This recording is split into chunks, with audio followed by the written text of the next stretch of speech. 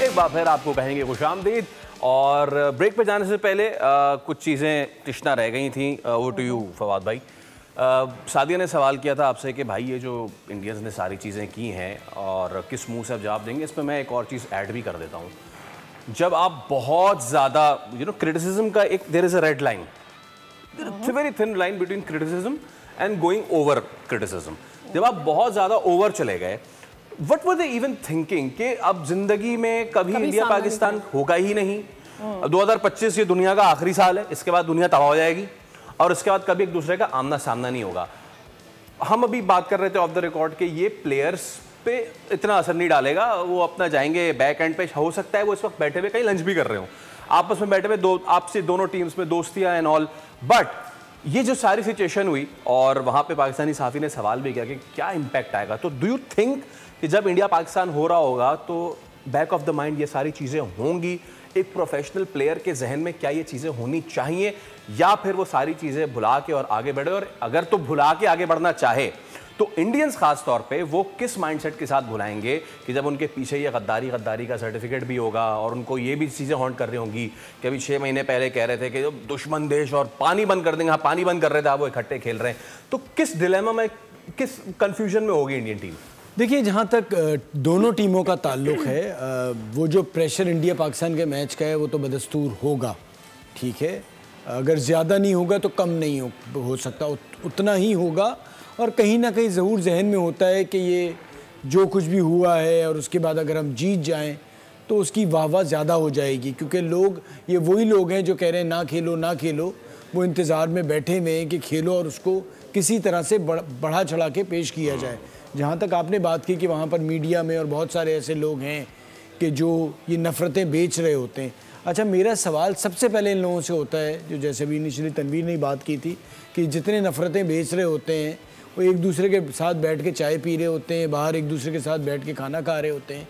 या तो वाकई आप इस चीज़ को उधर भी लेके जाएँ ना, तो आम आदमी के दिलों में आप क्यों इस तरह से नफ़रतें बेच रहे होते हैं? एक चीज़ हुई, ठीक है, दुनिया भर में मुल्कों के दरमियान इस किस्म की चीज़ें होती हैं और अब आप आगे बढ़ जाएं। अब उसको सारी ज़िंदगी रोना थोड़ी रो रहे होते हैं। और आप खेलों में थोड़ी, आपने कभी देखा है कि ओलंपिक्स हो रहे हैं और एक मुल्क जो इतना दुश्मन है कि जी इस मुल्क से हमने यूँ नहीं करना, ये नहीं होना और नहीं खेलना, ऐसा हो नहीं सकता कि मुल्कों में आपस में इस किस्म की दुश्मनी ना हो, ना रही और ना आगे जाके हो।